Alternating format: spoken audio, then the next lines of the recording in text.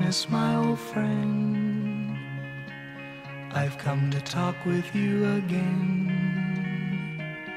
because a vision softly creeping left its seeds while I was sleeping, and the vision that was planted in my brain still remains within the sound of silence.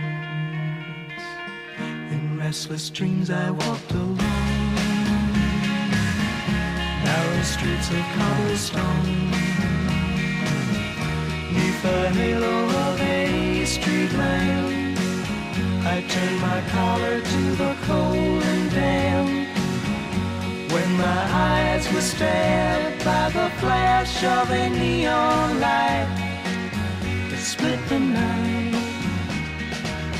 and touched the sound of silence. And in the naked light I saw 10,000 people, maybe more, people talking without speaking, people hearing without listening, people writing songs that voices never share.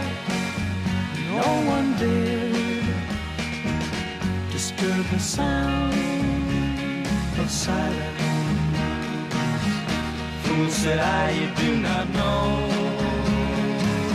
silence like a cancer grows.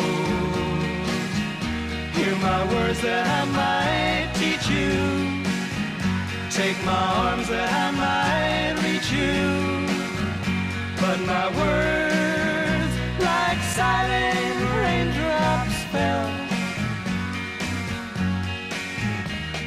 and echoed the wells of silence.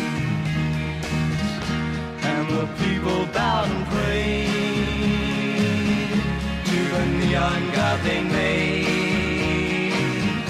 and the sign flashed out its warning in the words that it was forming.